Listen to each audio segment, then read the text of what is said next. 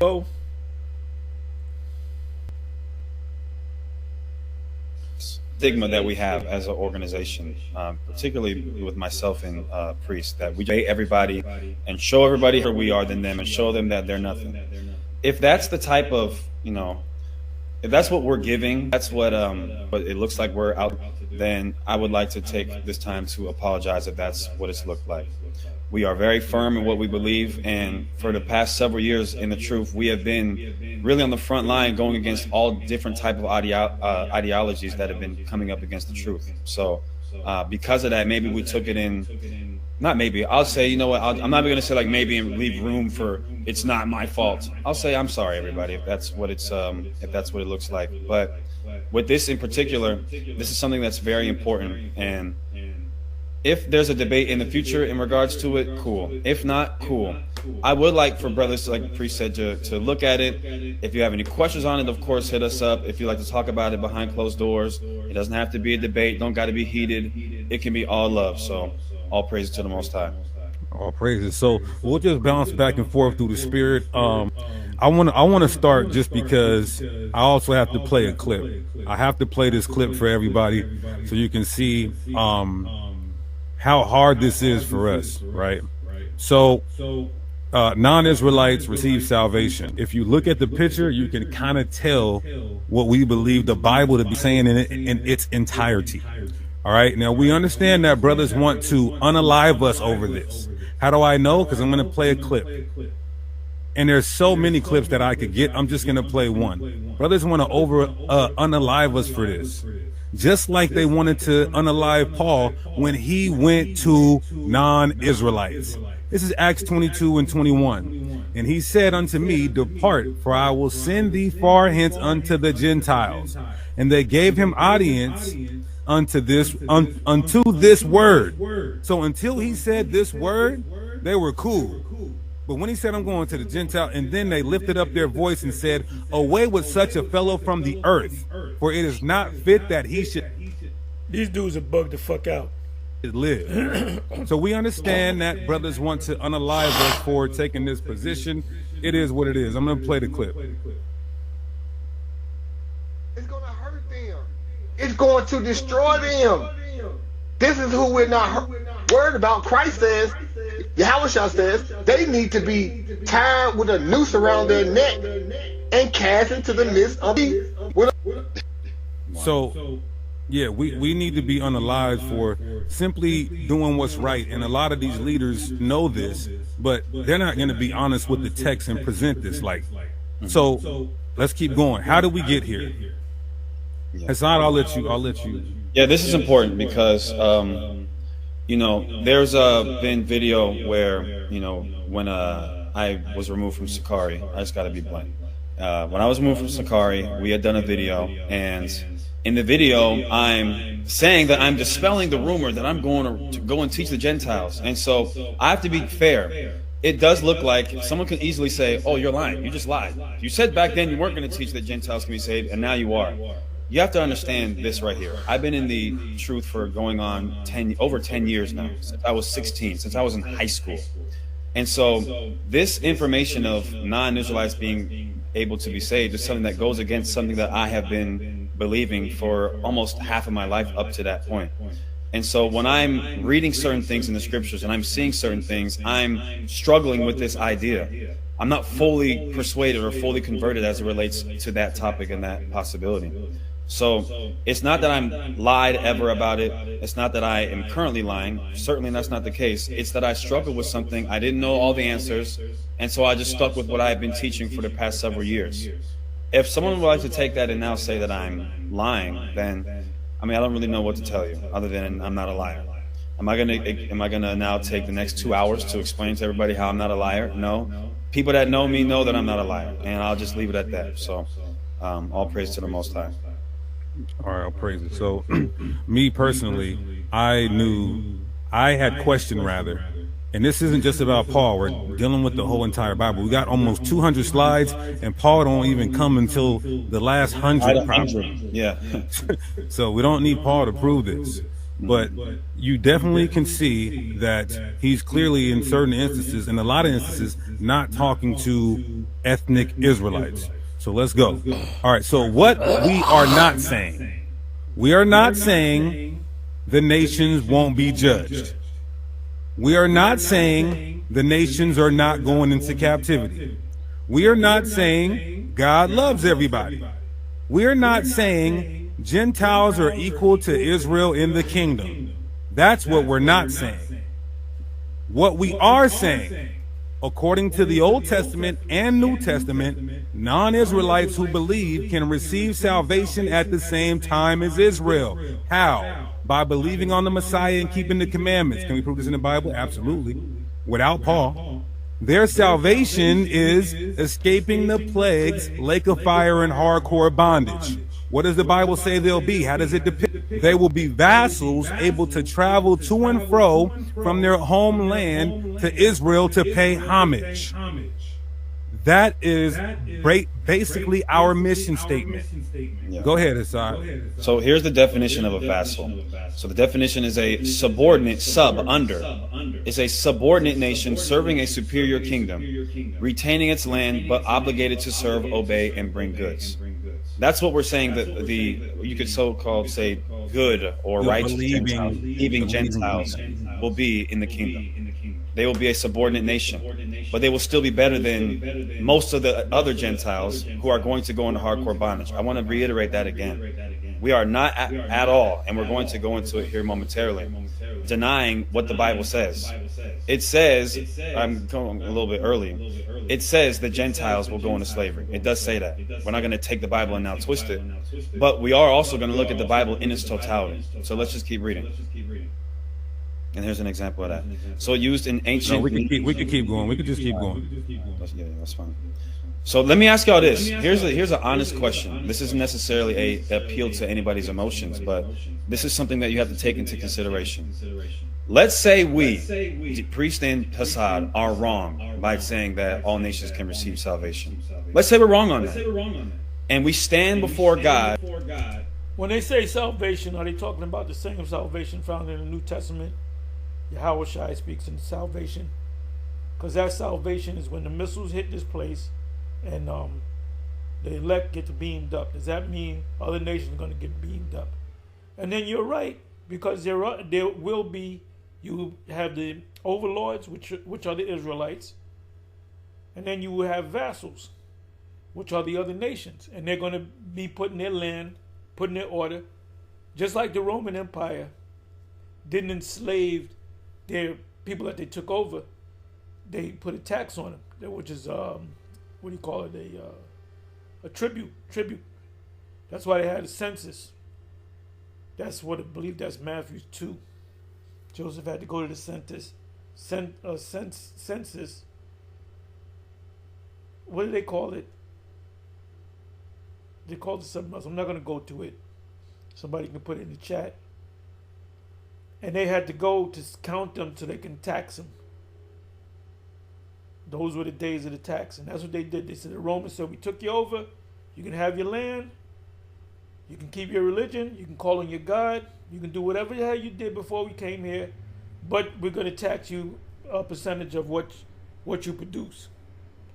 So that's how it's going to be in the kingdom. And I never said it was different. Now we're going to just line up and just beat Elamites. Today I'm beating the shit out of all the Elamites. Just going to beat the hell out of them all day. Then tomorrow the Moabites I'll beat. No. They're going to be working. They're going to be under us. And they're going to be paying homage to the Most High. But they're going to come to us and we're going to teach them the laws. Now Esau, you're going to get it in the beginning. You're going to get fucked up. And you're going to be out there working. I want him out there working. Inside joke. And if you F up, we're gonna F you up.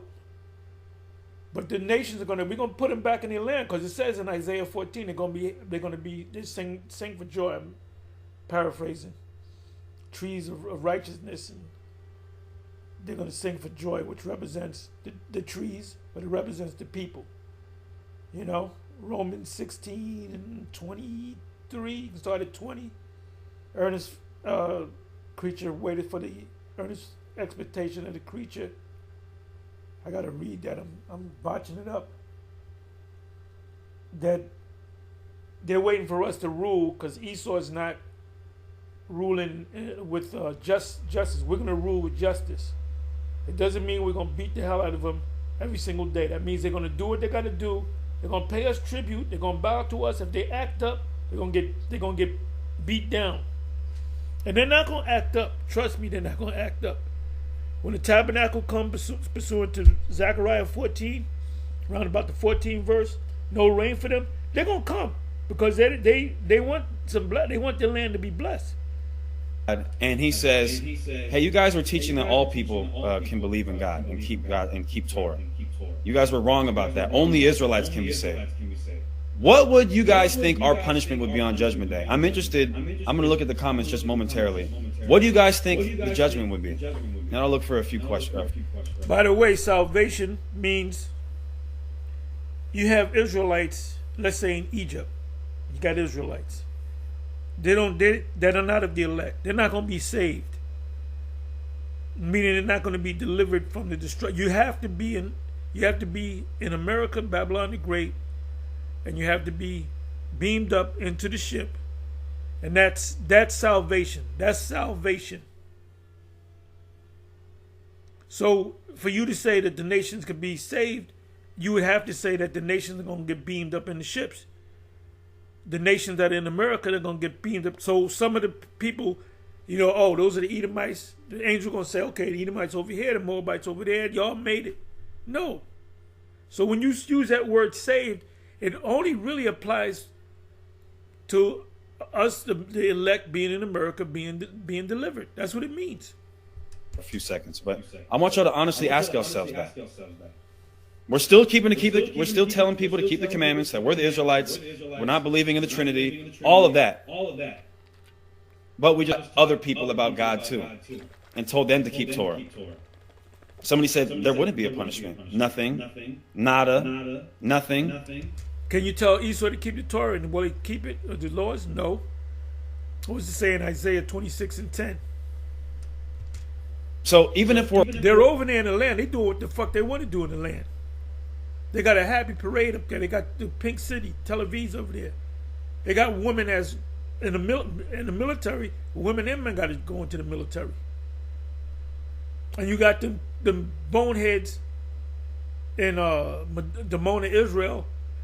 They allow them to get citizenship, and guess what? They got to go in the military. Military is mandatory for both male and female. You got female cops out there. We're wrong. There's more than likely nothing bad that could happen to us in the eyes of God in terms of judgment. Think about that. Now, let's get to the next slide. Let's say most of our people are wrong in their ideology, saying that only Israelites can be saved. Imagine if you're saying only the elect can be saved of Israel. Salvation comes out of America. Salvation means to be delivered from impending danger. Look it up sometime. Only Israelites can be saved. And I'm guilty of this right here. A person of another nation comes up to camp and they ask you about God. How can I serve God? What is my purpose? Your purpose is to die. I hate you, Esau. No, they can serve God. They can give tithes. They can honor the Sabbath. They can do the right thing. But they're not going to be delivered if they're in America. Go play in traffic. Go take a long walk off a short cliff. Go skydive without a parachute. And you shut up the kingdom of heaven unto men. Let's talk about Israelites, dumbass. And you're wrong about that. And God says actually salvation was for all people. What would your punishment be then? I know what your guys' punishment is going to be. What would your punishment be? Well, we actually know what the punishment would be. Let's keep going. Oh, boy. Let's read the very next slide. Yep. The Messiah tells us what would happen. Matthew 23:13. What sorrow awaits you, teachers of religious law, and you Pharisees, hypocrites, for you shut the door of the kingdom of heaven in people's face. Those people are Israelites. You won't go in yourselves, and you don't let others in either. So when you look at it from that, and there's another verse that we're going to get, but I want everybody to think about it from even just that line of reasoning. One is clearly safer than the other.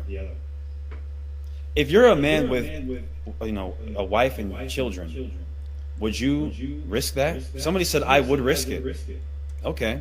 Well, after this presentation, I want you to ask yourself again and see if you would risk it. Let's get to the next verse. And all the questions that you guys have, I promise you we're going to answer them. But just allow us to present the information first. 1 Thessalonians 2:14. This is what the Apostle Paul says. And then, dear brothers and sisters, you suffered persecution from your own countrymen. In this way, this is what he's telling the church at Thessalonica. In this way, you imitated the believers in God's churches in Judea, who, because of their belief in Christ Jesus, suffered from their own people, the Jews. For some of the Jews killed the prophets, and some even killed the Lord Jesus. Now they have persecuted us too. They failed to please God and work against all humanity, as they try to keep us from preaching the good news of salvation to the Gentiles. By doing this, they continue to pile up their sins. Those Gentiles are Israelites, and it's the Israelite state of Gentile state of mind. What is the wages of sin? Death. Okay, so either you agree with Paul here or you don't agree. Now, we've, of course, taken stances in the past in regards to some of the things that Paul has taught as it relates to, for example, food. When the wicked turn from his wickedness, Ezekiel 33, if I'm not mistaken, and 15, that's talking about Israelites. Sacrifice to idols. But when it comes to soteriology, again, we're going mostly outside of Paul for the express purpose of proving that this is not a Pauline concept. Then it goes on to say, but the anger of God is caught up with them at the last. This is what the Bible says. What's the safer position? Come on, man. All right, so other nations are our enemies. So how can they receive salvation? This is the question that people... They're not going to receive salvation. They're not going to receive... Yes, because we got to deal with this from a Rogerian perspective. Hey, hold on. We don't have a debate Vocab on the lined up chariot on is this. crazy. We don't want to debate. If Vocab gets on my chariot, we gonna kick his ass. We gonna open the door. We're gonna ask the angel to open the door and throw his ass head first out the chariot. He ain't gonna make it unless he's an Israelite. Right now, we just want to build and reason with brothers. Again, Hassad said in the future, we don't want to reason. This is why we don't debate. We don't talk to you niggas, man. We don't talk to none of y'all. Okay, we'll get on y'all and say how you got it. Hey, we're looking for the people, the potential elect, to stay away from people like you. Eventually, we may have to demonstrate on somebody. But this is an argument that our people have. Deuteronomy 30:7. And the Lord thy God will put all these curses upon thine enemies. This is true. And on them that hate thee, which persecuted thee. So the curses do go on our enemies. One might ask, how can these nations receive anything when there are enemies? Jeremiah 30:16. Therefore all they that devour thee shall be devoured, and all thine adversaries. See, that's the key word, enemies and adversaries. Every one of them. They're all our adversaries, whether they want to be or not. Whether they're trying to do the right thing or not. They're all our enemies. Them shall go into captivity, and they that spoil thee shall be a spoil, and all that prey upon thee will I give for a prey. Yep. The enemies are going to get it. So we do not deny these scriptures and others like them. However, every individual from the nations is not our enemy. I'll let you take it here. Go ahead. They're all our enemies, all right? We're all over them. Okay, whether not all the nations put us in captivity either. The major nations did. Not every single nation put us in captivity. But guess what? They're going to all be under us. Yeah, I would, and you guys have to pay attention. If not, so be it. Then some of y'all are just not going to get it, and it is what it is. But again, I'm going to reiterate this. We took this position and debated a bunch of people in regards to it. So we know the position more than everyone that's watching this. For you guys that are watching this, I just have to say this objectively. Remind yourself who you're talking about. I just got to say that. I have to be totally honest. No, you're right. Now, you're right. Again, I'm just being honest. We've been called the debate. We got a debate demon, so we can't step on these niggas during this. Yeah, you guys are two debate demons. But we will. And you got your followers too. You got your followers. You got your own pack of zombies too. We don't want to. We rather build. Go ahead, brother. So again, we took the position, Deuteronomy 30:7. All the curses come upon your enemies. See, that means they all got to get it. Jeremiah 30:16. All your adversaries. That means they all got to get it. But notice it said adversaries. It said enemies. Is every single Gentile on the planet Earth Yes, they are. an enemy of the Israelites? Is that what the Bible teaches? Y'all say y'all believe in the Bible. Let's read what the Bible says. Let's get to the next slide. Watch this. All of them are enemies because they're beneath us. Okay? Not all nations, every single nation out there put us in the hardcore captivity for a period of time. Moab did it. Egypt did it. The Romans did it. The Babylon, but these other nations, these small, less insignificant nations that didn't put us in actual slavery because they didn't have the power to, they're still going to be under us. Well, no, this is believe in the Bible or don't. Go believe in the Quran if that's what you want to believe. Watch this. So, let me read this real quick. If all nations are our enemies in totality, then why are they allowed to live in our land? What type of ethno-religious group of people have a moral codified compass that allows their enemies to live in their land? Yeah. Let's go through. Either these guys are totally bugged out or they sold out. You choose. Some examples. Go ahead. 2 Samuel 11:11. Uriah the Hittite. Question, everybody. Was Uriah the Hittite our enemy? Uriah the Hittite refused to break the law of war and David's commands. Look what he says. The ark and Israel and Judah abide in tents. Shall I then go into my house to eat and drink and to lie with Uriah is an Israelite, dumbass. my wife? I will not do this thing. King David said, hey man, just go home, and gave him a gift. Bathsheba is an Israelite, dumbass. Invited them in to drink. Are we going to say that Uriah the Hittite, who was in God's army? Yahweh's army. They must remind themselves that. Israel is God's army. Uriah was He was in David's army. ranking individual in that army. You're telling me that someone in God's army is an enemy to God's people? How stupid does that sound? Uriah was an Israelite. I just have to call a spade a spade, call a spade a spade. That sounds stupid. Ruth 1:16, it says, your people shall be my people. And your Ruth is a Moabite. She's going into slavery. God, my God, was she an enemy of our people? She said that she will become our people. Now, did she literally change her ethnicity? Obviously not. But her joining unto us illustrates that she is not an She's going to come back as a concubine. enemy of our people, despite the fact that the Moabites in general are our enemies. Right. Pretty simple. She rejected her God. She embraced the Most High. Rahab the harlot, she's going into captivity. She's going to be a concubine. Why did the Most High treat her like she was an enemy of our people then? Jeremiah 38:7. Oh my God, I can't wait for someone to try to address this. Jeremiah 38:7. But Abedmelech. Now, I'm going to go out on a limb and say this. Let me slow down. I'm willing to bet that 99% of y'all have no idea who this even is. I'm willing to bet that 99% of y'all have probably never even read this chapter in Jeremiah. Jeremiah 38:7. But Abedmelech the Ethiopian, this is a Cushite, an important court official, heard that Jeremiah was in the cistern. They threw him in a pit. At that time, the king was holding court at the Benjamin Gate. So Abedmelech rushed from the palace to speak with him. My lord, the king, he said, these men have done a very evil thing in putting Jeremiah the prophet into the cistern. He called out, he said, hey man, it's wrong that what they're doing to Jeremiah. He will soon die of hunger, for almost all the bread in the city is gone. He said, hold on, we got to do something. We got to help Jeremiah. He's about to die. Are we going to say this guy's our enemy? There's more to it, though. It gets even worse. Well, it gets even better if you believe in the Bible. Let's get the next slide. If he's an actual Cushite, he's going into captivity. So now the very next chapter, verse 15. The word of the Lord. Here comes God. Here's what God says. The word of God came to Jeremiah while he was shut up in the court of the guard. Go and say to Abimelech the Ethiopian, go tell this Cushite, go tell this non-Israelite, thus says the Lord of hosts, the God of Israel, behold, I will fulfill my words against this city for harm, and not for good, and they shall be accomplished before you on that day. But I will deliver you on that day. God said he's going to deliver this non-Israelite, declares the Lord, and you shall not be given into the hands of the men of whom you are afraid.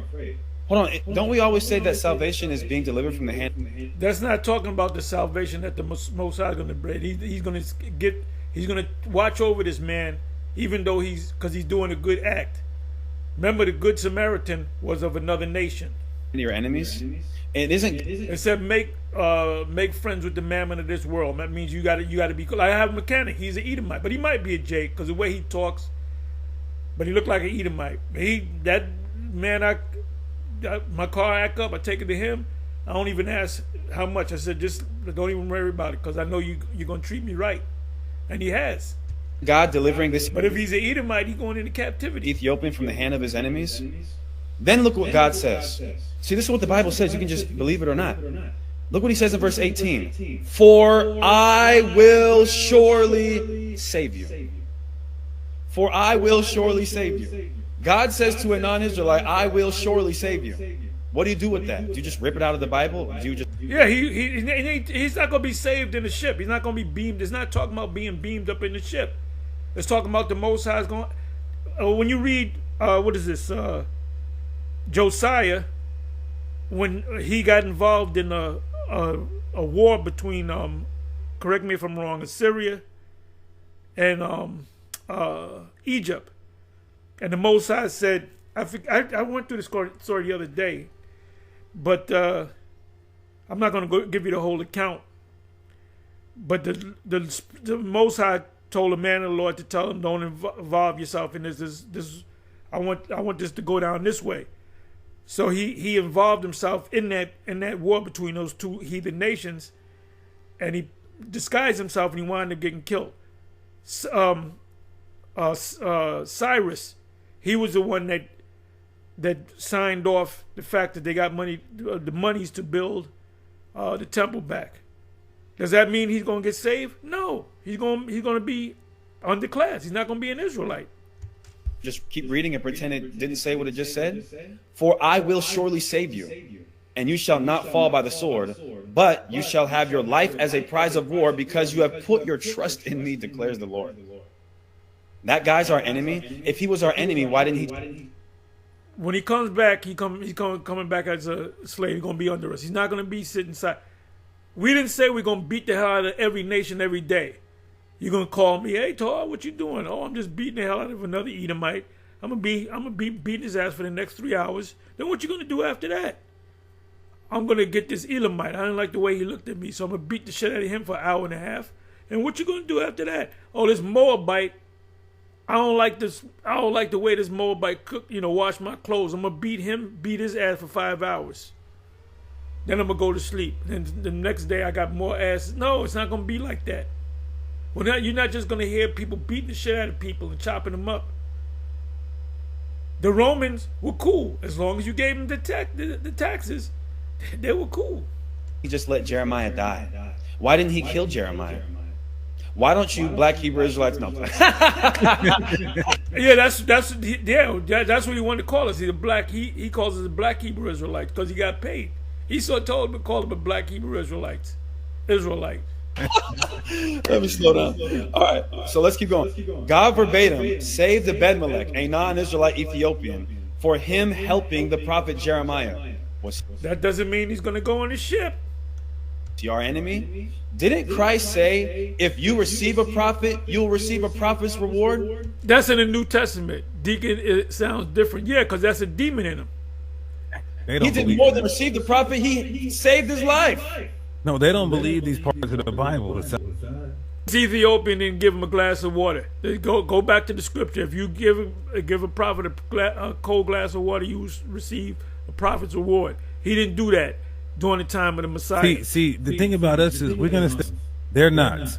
What about Rahab? Hebrews 11:31. See, what black Hebrew Israelites do is anybody in the. You see, they said it again. We're black Hebrew Israelites now. We know that you sold out because guess what? Nate just started calling all these other camps black Hebrew. They're not black Hebrew Israelites. We're black Hebrew Israelites. So we know you took the bag. The Bible, Rahab is going to be a concubine. God, it could say they're of the bloodline seed of Ishmael, and when God shows them favor, a stupid black Hebrew. Oh, that's an Israelite, huh? That's the third time. This guy said it 2 times. The other guy said it the other one time. Black Hebrew Israelite. So that's what we're calling us now. Make sure, here's another check. Make sure you keep referring to them as black Hebrew Israelites, okay? Bring it out. That's right. Look, we're not getting left behind. We're advancing. Hebrews 11:31. Oh, you definitely going to get left behind with that ball cap. Rahab is listed among the righteous hall of faith. By faith, Rahab the harlot did not perish with them that believed not, when she had received the spies with peace. This is the number one verse that explicitly calls her righteous. Why? She had faith. That doesn't mean she's going to go on the ships.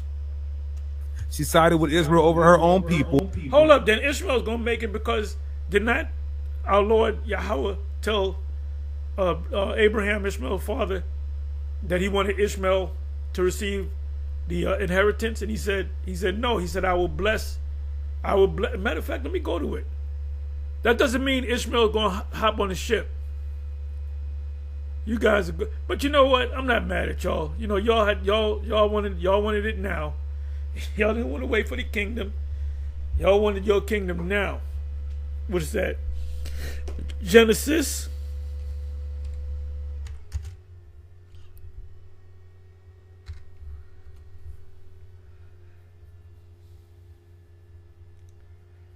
Come on now. Give me a second. Let me just do this here.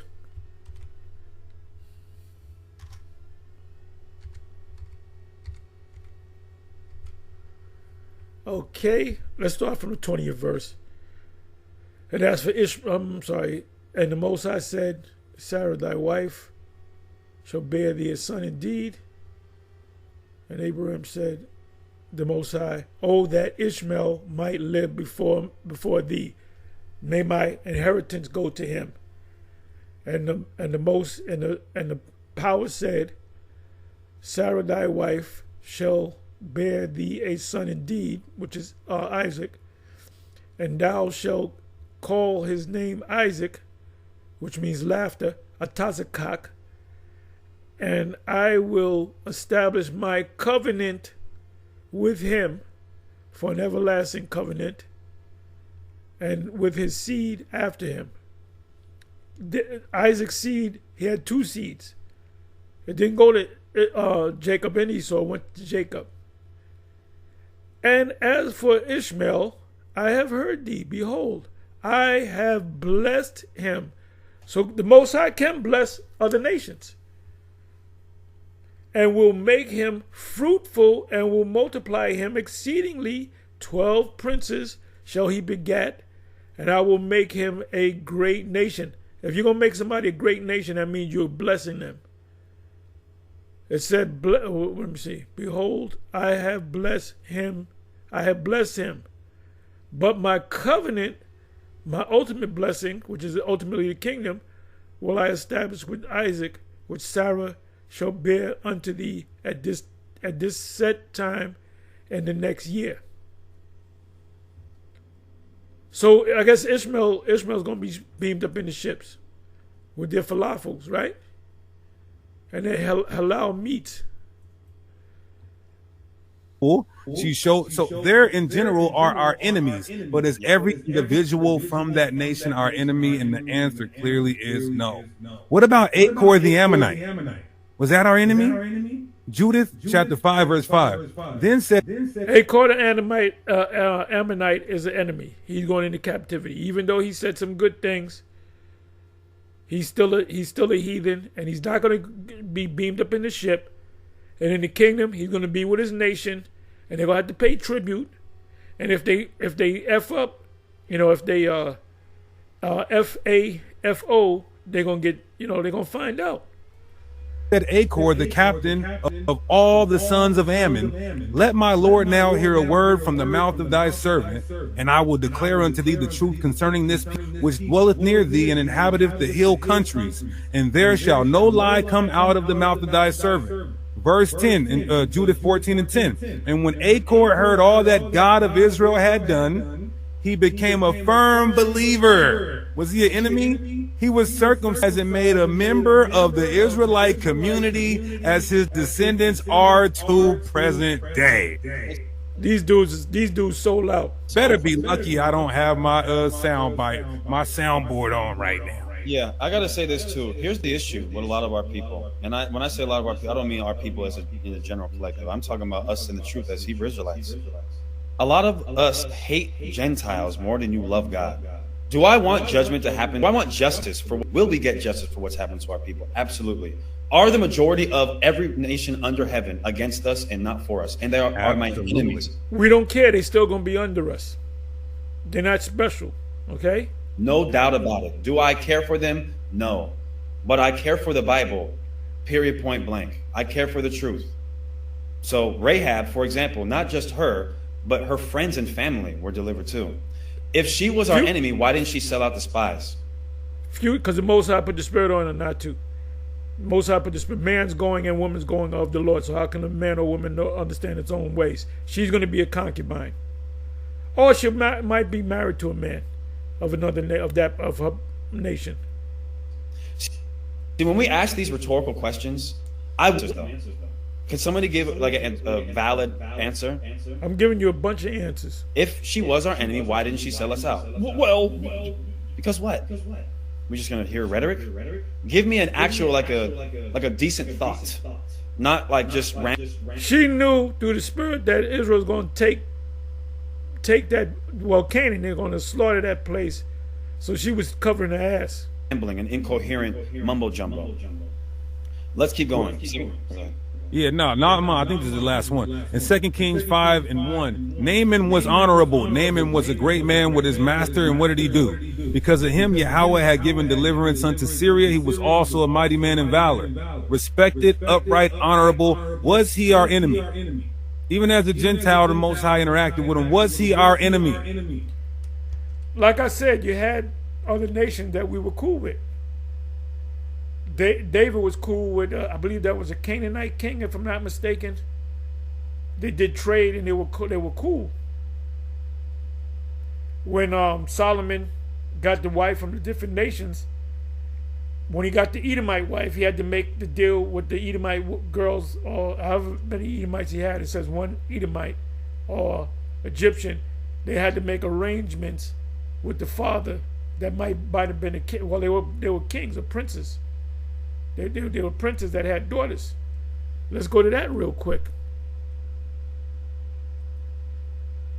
When you married, when a man and a woman got married, it was through both fathers to make deals. They would come together. It could have been a perfect example.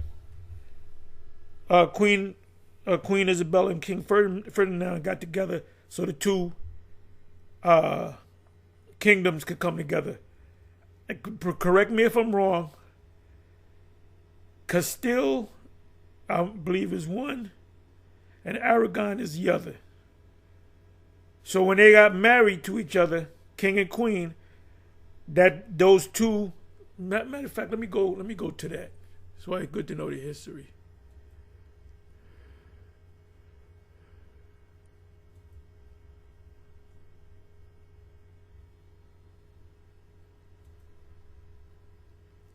King Ferdinand and Queen Isabella.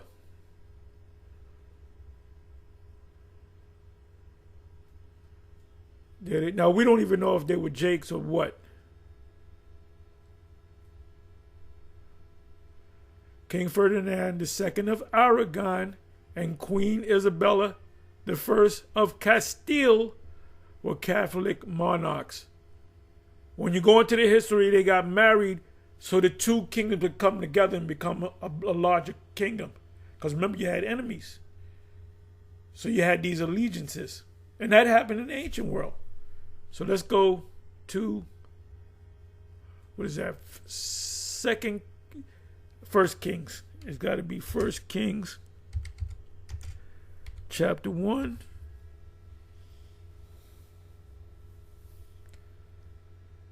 Okay, David in old age. Okay, no, I don't want that. Let's go to, it's got to be Second Kings. Gots to.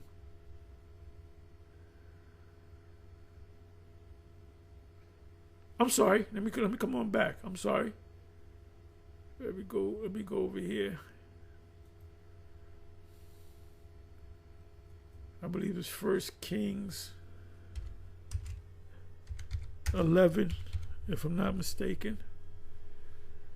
Okay, here we go. Solomon turns from the Most High. But King Solomon loved many strange women, together with the daughter of Pharaoh, which was a king. It was out of convenience. Women of the Moabites, Ammonites, Edomites, Zidonians, and Hittites. It said together with the daughter of Pharaoh. Now, I don't know what status these other women were, but I'm pretty sure he married women, made deals with other kings for their daughters. All right? Because why would he have concubines but then make these women actual wives, which is a higher status? So this Edomite woman, there's no backstory on it. She had to be of a high status. She was either one of the kings of Edom, Esau's daughters, one of the daughters of the Edomite king, or somebody in a high ranking position. Because those were business deals. The elite do that today. The super elite, they got their kids marrying each other. This family's worth 10 billion and this other family's worth 15 billion. They come together, they're worth 25 billion now. Have that much more power. So they did that in the ancient world. Okay, let me see here. Come on back. Let's come on back. So this goes to show the point is proven. Now go ahead. Oh, Jethro. Go ahead. Another bomb. Exodus 18:10. And Jethro said, notice we're reading the Bible. And this is, if you believe in the Bible, so Jethro, hold up. So wait a minute. So Jethro's going to make it on the ship too. I know people. I came up with people before I came to the truth that were of other nations that if I still saw them today, hey, what's happening? I'll hug them and all that. I deal with the other nations, man. There's certain things you got to deal with the other nations because a nigga will fuck your work up. You need something done, niggas are half-assed in what they do. Submit to it. Jethro said, blessed be the Lord. So this guy who's supposed to be our enemy said, blessed be God, okay, who hath delivered you out of the hand of the Egyptians. He's talking to Moses.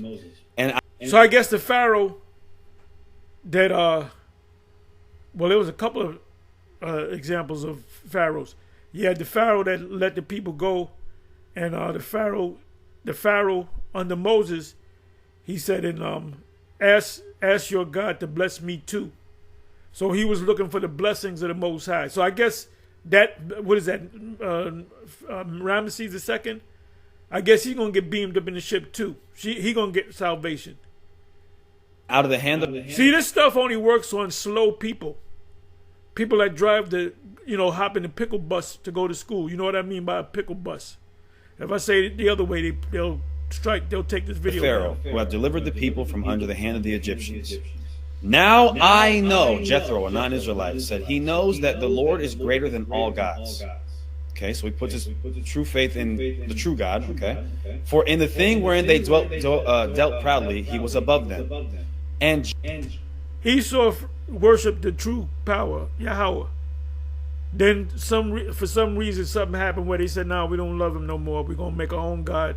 And they made a God called Quaz. And he looks just like Barry Manilow or Dr. Brown. Looks just like Barry Manilow or Dr. Brown.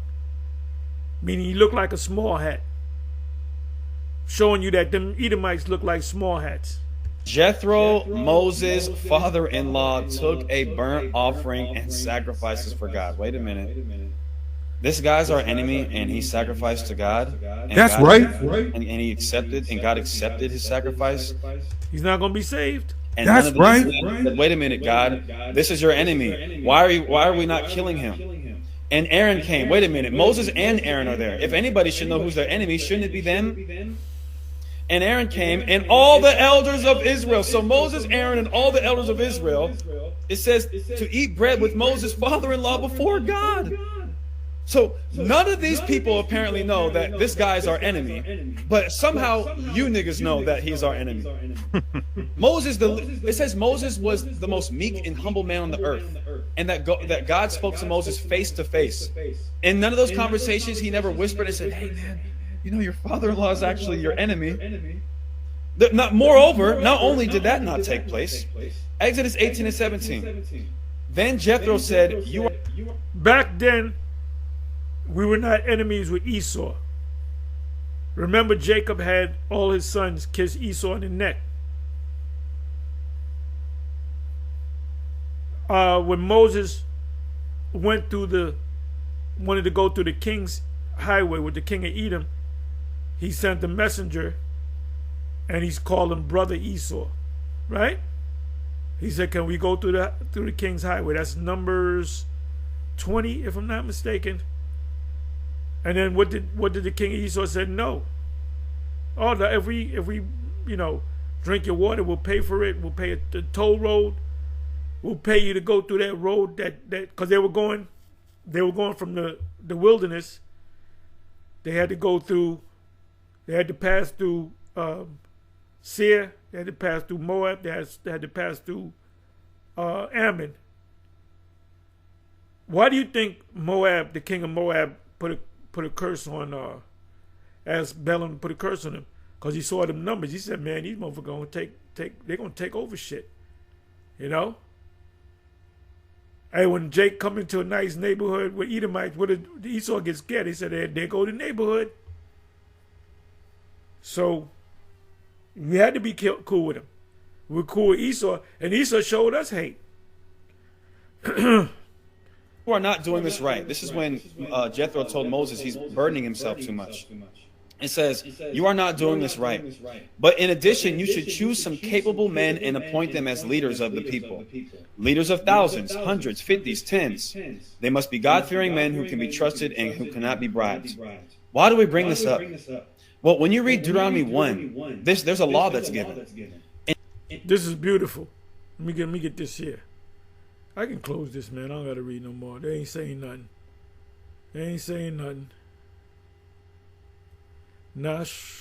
Whatever. How much did they pay you 2 clowns? Beautiful. In GOCC, they have so much interracial marriage. Yeah, they're all messed up. A hot mess. We're white people though, so they're not right about that. You got all kind of Edomites marrying Jake women. Hey, Yahweh Shem got a special death for the bubble-eyed blackfish. He either sold out or he's bugged out. Right? Let's listen to it a little bit more. But we established that these guys sold out. In Deuteronomy 1 and 13, it says, "Take you wise men and understanding, and known among your tribes, and I will make them rulers over you." This is God speaking. "And you answered me and said, the thing which you have spoken is good for us to do.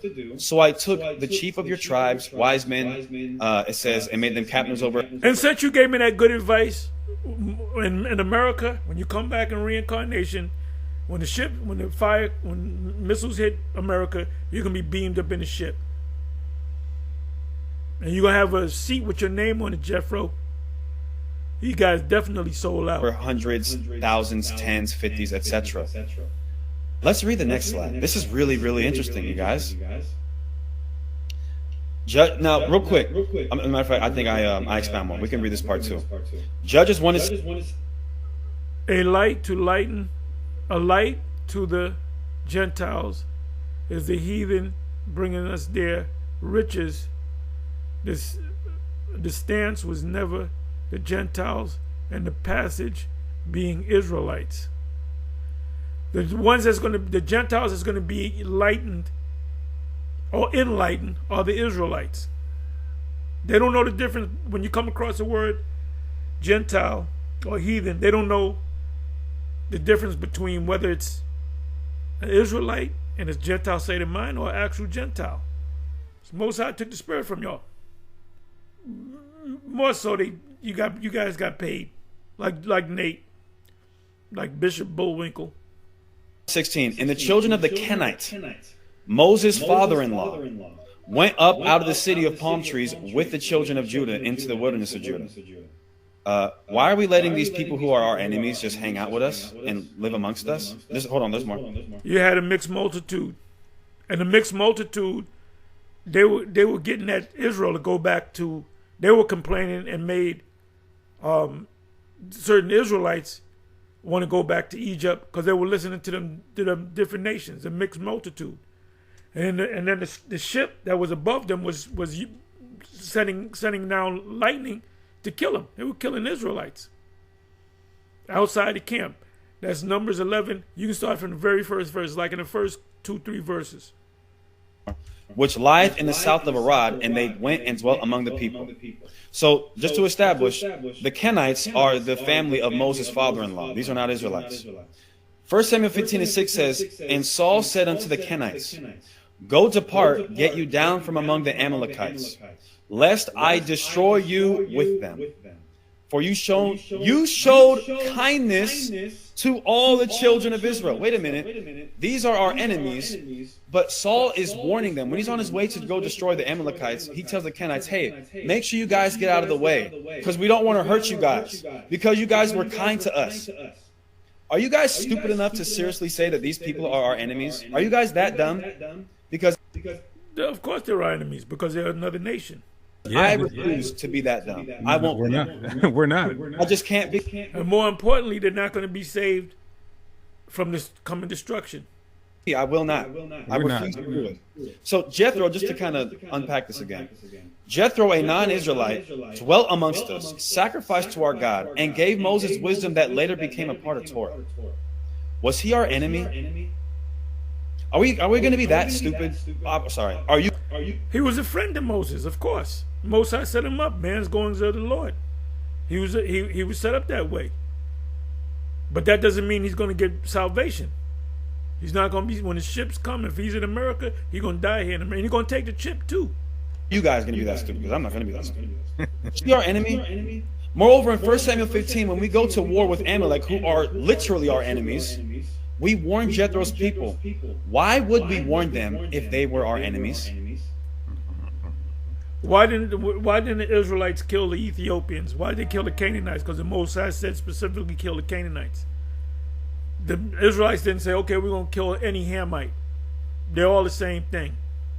The only good Hamite is a dead Hamite. No. Y'all own, it's supposed to be O, G-O-C-C-A, apostrophe, and apology. Y'all owe, you guys owe, G-O-C-C, and apology.